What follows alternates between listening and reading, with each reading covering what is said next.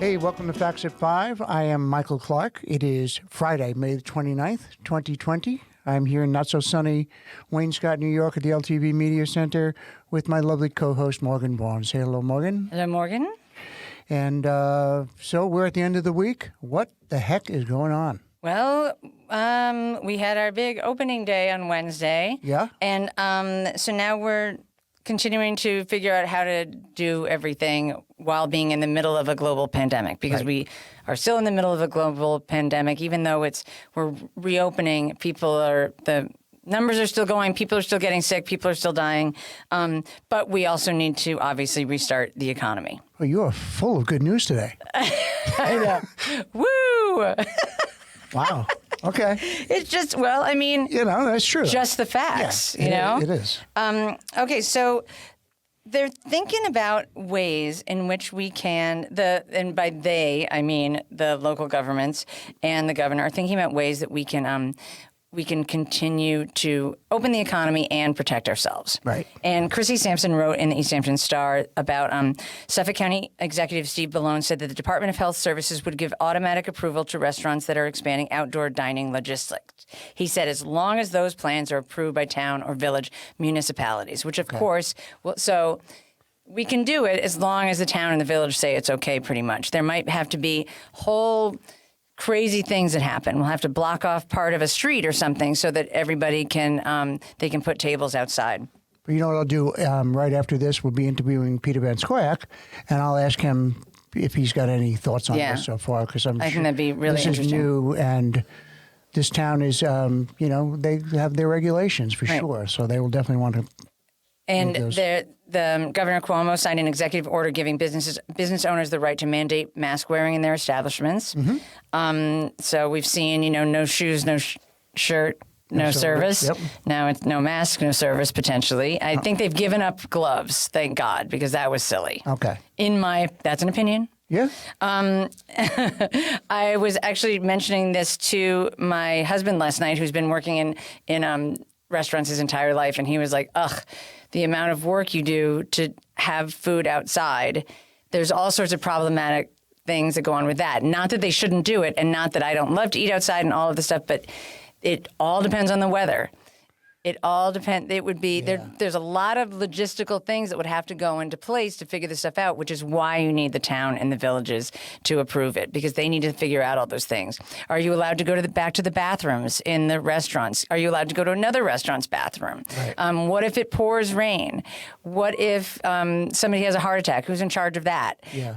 There's all sorts of things that go into it as well. And not to mention Board of Health requirements, I think, as well. Board of Health, everything. Yeah. What if people are there's a gazillion things. So it should be really interesting. It's one of those things, again, that we have been talking about ever since I heard this on Marketplace, the Law of Unintended Consequences. What is that?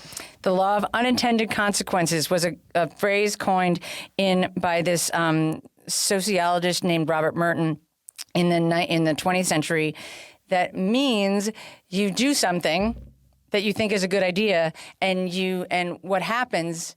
There are three things that could possibly happen. It could work really well, it can work really horribly, and it can also give results that you had no intention of having happen. Yeah, so we've been talking about it without having said those words. So and when I heard it, I was like, oh my God, that's what we've been talking about for 3 months, the Law of Unintended Consequences. Yeah. You put everybody outside, and all of a sudden everybody's getting stung by bees or something. And I don't know. But anyway, that's why we have the town board and the village board to help us sort these things out. Right. I thought, and also Chrissy wrote in this, and I thought this was great. Southampton Town Supervisor Jay Schneiderman announced the creation of a town litter crew to pick up trash at parks, benches, and roadsides. The job will pay $17 an hour and are full-time for the next 2 months. Mr. Schneiderman said in a news release he hopes to employ some people who've lost their livelihoods during the COVID-19 pandemic, and those who are interested in applying can call the town's Human Resources Division at 631-287-5715. I know a lot of people who do this for free, so maybe they can get some pay for it. Well, I think, and really, truly, this is not a fact, but I'm pretty certain that this came about because of Brian Downey. I have a feeling. Yeah, he put a lot of Brian Downey is a musician, carpenter, jack of all trades. Yep. And he's been on a mission to Photographer. Great photographer. Great photographer. He's been doing.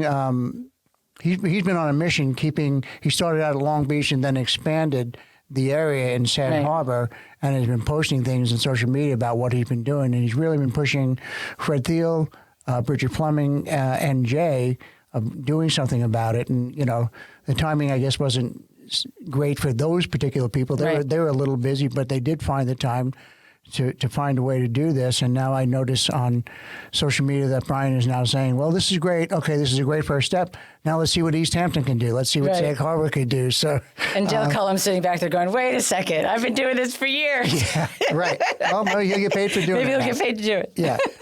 But I think that's fantastic. I really do. I think that's amazing. Wonderful, wonderful initiative by the Southampton Town Supervisor. And by the way, Brian says that most of that stuff he feels is blowing out of the back of trucks.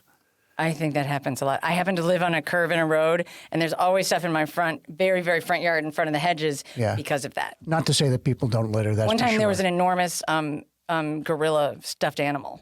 Really? Yeah. A gorilla stuffed animal blew out. All right. I mean, to each his own, Yeah. Anyway, and aside. Okay, yeah.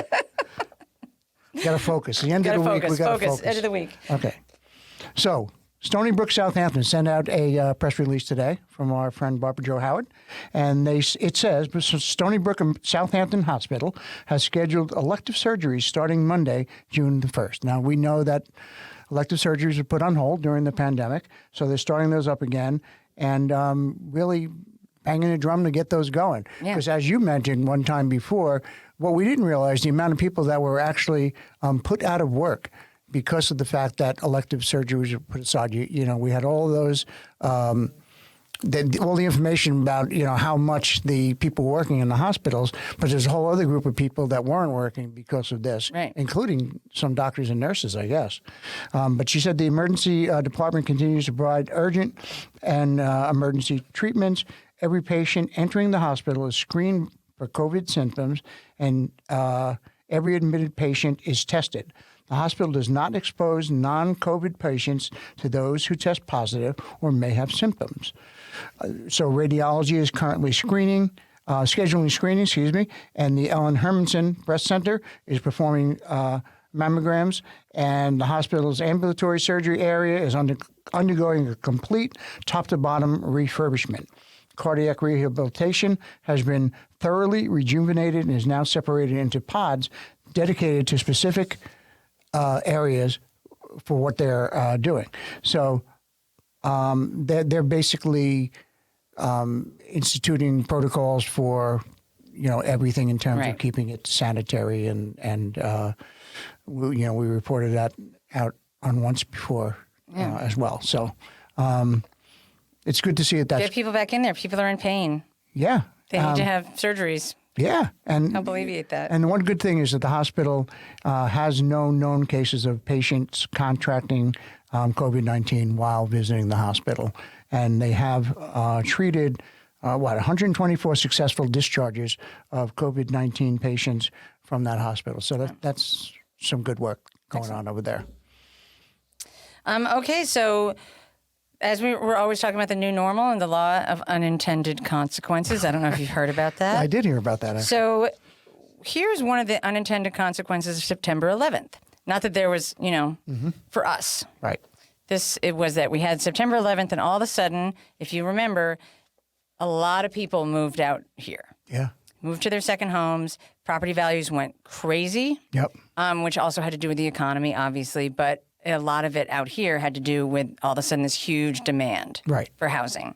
And so everybody's sort of waiting to see what's going to happen with COVID-19, especially the real estate market we've seen has had an uptick, including rentals and I think buying houses, although I don't know about that. I know the rentals have gone up. But also the school systems are saying that they are also getting requests to know about what's going to happen. To just know about the school system, check it out, see what's going to happen, because maybe their kids are going to go to the schools out here in the fall.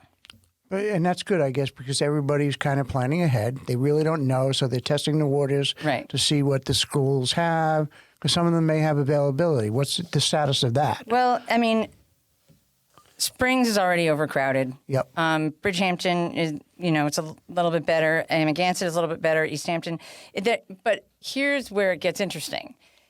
Yesterday, we were talking about the fact that the Star, I do believe it was a Star, also reported that we were going to have shortages in the budget. Yes, it was a Star because it was about the school board vote. Yeah, about 20%. By 20%. So because of people being unable to pay their property taxes, et cetera, and the loss that they're going to have. So now we're talking about having extra kids and fewer dollars. Right. So that is an interesting thing. Unintended consequence. Of people doing what people do, which is trying to make their lives better and go to a safe place. Yeah, do the best for their kids. We whatever. understand, right. We understand what that all is about. So it should, once I think people know more about what's going on with their schools in the city or their schools in New Jersey or whatever, then we'll be able to know a little bit more. But it might be interesting. Yeah. To see. And this was Chrissy's in East Hampton Star too. Chrissy Sampson, East Hampton Star. What does she do? What does she do in her spare time, that girl? I don't know. I don't know what she does. She does a lot of work all the time. I know. I So love does her. her husband. Jason, behind the glass. But another industry, which we haven't talked a lot about. A little bit. But they're now open, and that is the fishing industry. Of course, huge out here in terms of charters and party boats and that type of thing. But in Montauk, they're underway. They're part of the Phase 1 reopening, which began, and the wait for them is now over. While neighboring states like New Jersey and Connecticut recently eased restrictions to allow such boats to leave the dock, albeit with a multitude of social distancing, sanitizing, and health mandates, the large fleet of 4 hire craft in Montauk has also made its share of changes and upgrades before untying the dock lines, according to John Diott, again from the East Hampton Star. Their people are, according to the captain, Michael Vigesi of the Lazy Bones, a Montauk party boat, they prepped like the 55-foot boat in accordance with social distancing protocols. So you don't think, again, unintended consequences, right? You don't think you put these laws into effective social distancing, even the boats, right? So they hand sanitize, disinfectant wipes will be available. Masks will need to be worn by everybody on the boat. And they're also taking, they're also marking off on the boat using tape and that type of thing, like this is your area. There are some boats that are, in fact, putting up plexiglass. Oh, really? Between, so, you're there kind of by yourself, like. Right. But it's like a. You're on the party boats? Yeah. How are you going to hook up with somebody if you're got a plexiglass Well, thing? these guys are fishermen. Yeah, because that's not happening. No, that doesn't happen on fishing boats. Oh, man. But I mean, the fishing season is taking off. They're seeing consistent action with striped bass, with bluefish, porgies, and so the fish are running, and now Right. the boats are finally running, and things will start happening. But I guess there is the inference, if you will, that they're going to have to raise their prices a little bit. Right. We have to offset all the hand sanitizer. I'm serious. Yeah. I'm not even joking. Yeah, All the extra cleaning and everything. I mean, we've done that here at LTV. We've have extra cleaning service come in. Yeah. I mean, that is an extra cost. It is a part of it, and not only that, the fact that because of social distancing, they're not able to have as many people. On. So it's really the same kind of thing as the restaurants. And the restaurants and the theaters and the cinemas. Right.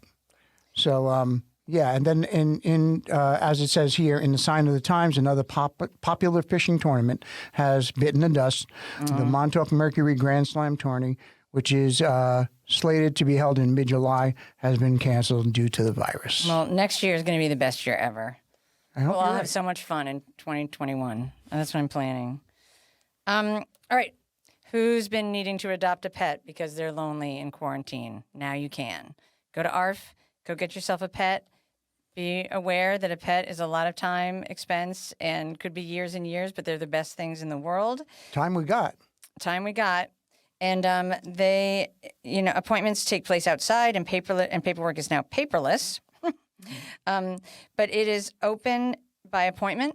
You can go and pick out the dog, cat, or whatever you want. And I know somebody who's been waiting for a while now, so I hope, Lena, you get out there and get your new puppy and or old dog, because old dogs are the best. And that is what you should do. I have an old dog. See, the old wine tastes much nicer. That's right. They have about 79 dogs and cats available right now. Wow. To adopt over there, so plenty to choose from. Yep. So go out to our folks. So on a quick program. Oh, but you have to call first. Call and make an appointment to go. Yes. Yep. Okay. So we have right after this, we'll have Peter Van Scoyoc, a town supervisor, in his weekly update for us, and also to give all you folks an update that we Marathon Monday. Every Monday we have a marathon, right? Yep. Which is not running but sitting, which is the perfect kind of marathon. You think about it. But so we run like. There's basically a theme for that particular day. And then this Monday will be hurricane preparedness, which is June 1st is the official start of the hurricane season. And it started early this year with 2 tropical storms in the Atlantic, Arthur and Bertha. And there's the next one that comes along will be Cristobal, for whatever that's worth. But that's what it will be. And so on Monday, that's what the shows will be about on our marathon. And that is a big deal to us here on the east end of Long Island, because we're always waiting for the next 38 hurricane. I know. Never mind. I know. If it's going to happen, it's going to happen this year. Yeah. Because this year's always been, Oh, man. We also, don't forget, on June the 6th and June the 7th at 8 o'clock, we'll have the Feed the Need concert called The Best Jams. That's some premier acts and local acts banging the drum for an hour, playing some great hometown music. And that'll be here, and it's also streamed. It'll also be on WLNG, AFD.org, SagHarborMusic.org, and AllArts.org. And we'll be talking with Joe Lauro and Claudia Pieta. Next week, they'll be talking a little bit more about this. And this is for the East End, AFD. All for the East End, yes. And so they'll be here to talk about that.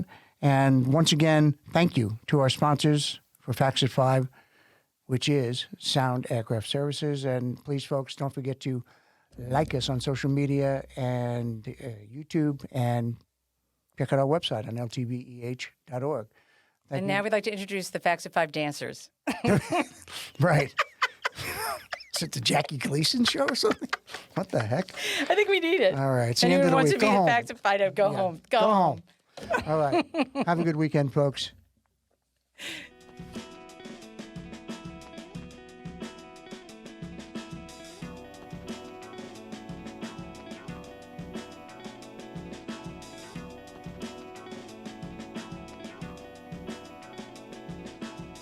Well, welcome back, everybody, to Facts at 5. And we have today Peter Van Scoyoc for our weekly meeting. And welcome, Peter. Hi, Michael. Thanks for having me back on the show. Well, we know you're a busy man. We appreciate your time. And I guess the big news this week, obviously, is the retail businesses, or phase 1, actually, being able to step into that. So how about would it be okay to get an update on where we stand with that? Absolutely. So on the 27th, phase 1 reopened. That included construction. That's probably the largest industry here that was impacted. Also, there's curbside retail that's opened up. Other industrial uses, and we're not a heavily industrialized town, but industrial plants and whatnot are able to open as well. And it's important for business owners to understand that they need to go to the town website or to the governor's website, which you can find the link to on the town website.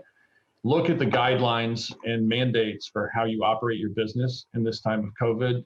There are certain protocols you will have to follow. Even though your business is deemed to be open, you'll still have to follow the guidance and comply with it. And you'll need to sign an affirmation form saying that you read and understood those guidelines and file that with the state. So again, I'm not sure that was widely publicized with the reopening. I know a lot of businesses are starting to gear up. Also, all future phases, if you're in a phase that comes later, you should be looking at those guidelines and preparing to meet those. They will require that you conduct business a little differently than you normally would. And you will, again, have to file that affirmation form. Yeah, I was actually on that site, Peter, on the day that we switched over, and it's fairly easy. I did, for my wife's store, for example, we had to, thinking about, where we fit into the whole picture and saw where we did. But I also downloaded for her the affirmation form, which is really a one-page, easily filled out deal. Yeah, and, I think it's just legally something to have on file, right? But it is. It's something you need to file, basically saying you understand what the protocols are and that you're going to follow them. And I think that's a good thing. We want a safe reopening. We want to get back to normal as soon as possible. We want to do so safely, and don't want to squander all the personal sacrifice that we've all been through in sheltering in place and social distancing to date. Let's make it count and keep moving forward. Now, along those lines, Peter, maybe there was an article today in the East Hampton Star that gave us an update of Steve Malone was saying that they had given the okay for some expanded guidelines for restaurants, for outdoor dining.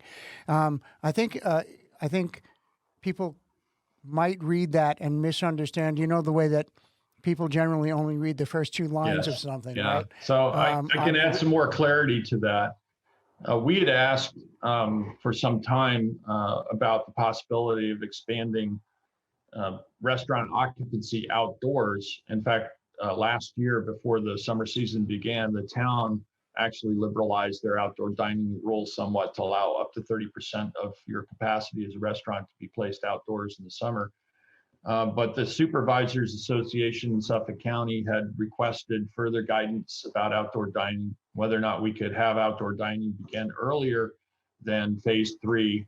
That's still under discussion, but a lot of the guidelines and protocols have been fleshed out, and we've been circulating them among the various towns. But what the Steve Malone was referring to was the fact that the Suffolk County Department of Health Services, which regulates restaurants, would not be requiring an additional permit in order to have outdoor dining. You still have to comply with the local town zoning ordinances and comply with whatever rules they put in place for outdoor dining. Obviously, your seating plan would still have to be approved by the fire marshal to ensure that there's safe ingress and egress.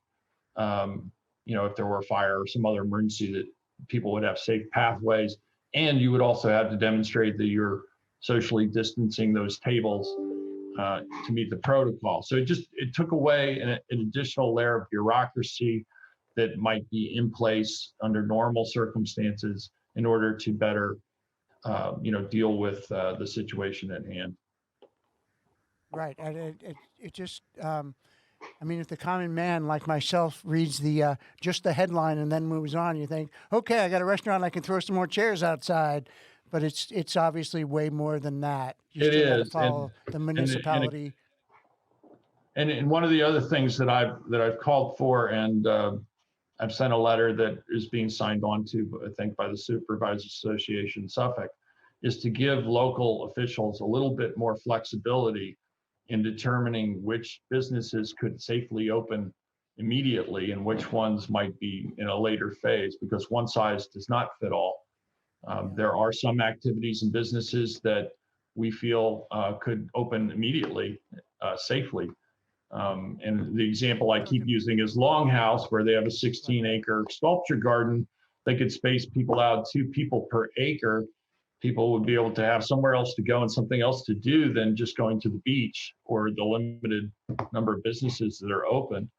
And to give us the ability to, understand what the goals are, and make sure that people stay safe, but to fine tune, to try to get the governor's office to rule on every single business as to whether or not they're safe, or, there's inequities within that lumping together of categories that just doesn't work so well. Yeah, I can only imagine in the great state of New York how many variations on the theme you could come up with in terms of each particular phase. It's just, and they have to act on them. And ultimately, we have to enforce and we have to regulate locally anyway. So, whatever the governor decides, or the state or the county, we're the boots on the ground. So. Yep. So, any update on the Montauk testing site, Peter? Well, we're still talking about that. Southampton Hospital had reached out to me to see if the town could help facilitate a site in Montauk. They have a representative who will be looking at potential sites with us next week, I think. But I think it's important for everybody to understand we already have testing here in the town, and it probably only takes 6 minutes longer to get to that testing site from Montauk than it would from Northwest Woods or Wainscott. So it's not really that far out of the way. They test 2 days a week on Wednesdays and Fridays. The first 4 days of testing resulted in 266 tests being administered. Out of those tests, less than, I believe it's less than 3% were positive. So that's pretty much in line with the trend we're seeing in Suffolk County. The last day of testing I had information on from Suffolk County was on Tuesday, which was after the Friday that we had the tests.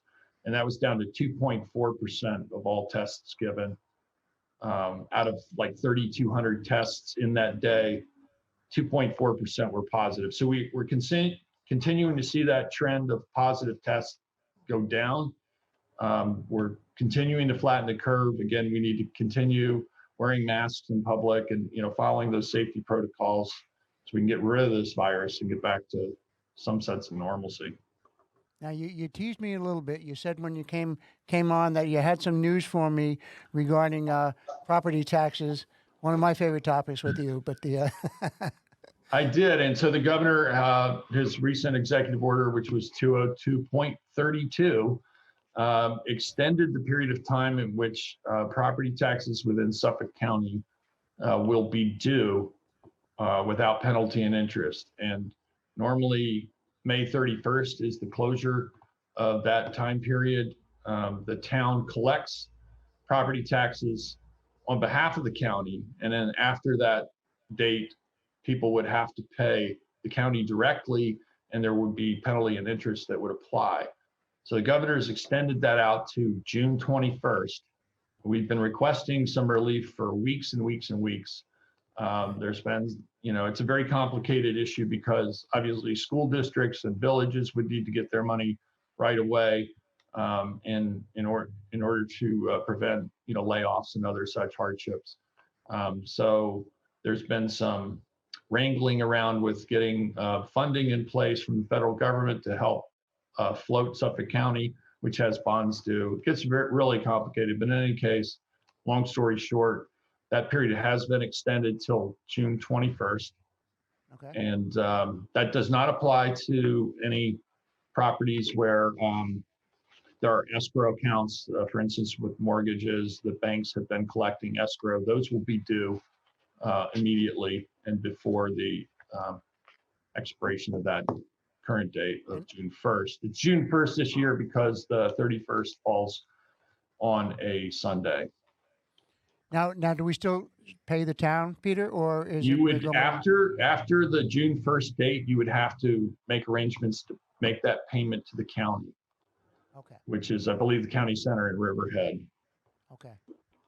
All So right. definitely not as convenient. And, if you can pay your taxes now, I encourage you to do so. Again, it helps fund not just your local government, but your school districts and villages.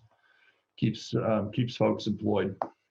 Yeah, absolutely, without a doubt. We actually did a story today and yesterday on the upcoming school budget and that they're anticipating 20% less for the upcoming year, which I think is kind of a statewide number associated with that. Less in funding, you mean? Yeah.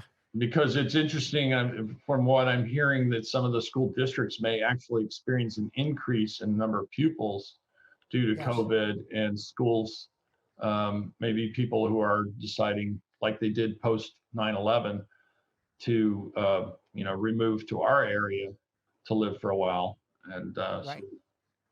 I know So, there have yeah, been a lot maybe- more inquiries within the local school districts about the coming school year. Right. Yeah, we actually talked about that a little bit as well, that, we seem to be the go-to place, and we were after 9/11, and people are kind of testing the waters right now to see where it is because everything's still so up in the air, but, they're trying to stay ahead of it. So, yeah, there's a lot going on, that's for sure. Is there anything else, Peter, any other information that you'd like to share today? Well, again, I'd like to remind people to visit the town website at ehamptonny.gov, because it has all the last minute updates, all the links to, the business reopenings, and other, news about what's going on in town that I think people will find very informative and helpful. So again, want everybody to stay safe out there. Keep wearing your masks when you're in public, socially distance, disinfect, do all those things that we help get rid of this disease altogether and get back to some normalcy and get into that phase 2 and phase 3 openings as soon as possible. Well, thank you for taking the time for us today, Peter. We appreciate it, and we'll see you again next week. Thanks for the opportunity, Michael. Thanks for all Okay, good to see LTV you. does for us. Appreciate that. Thank you.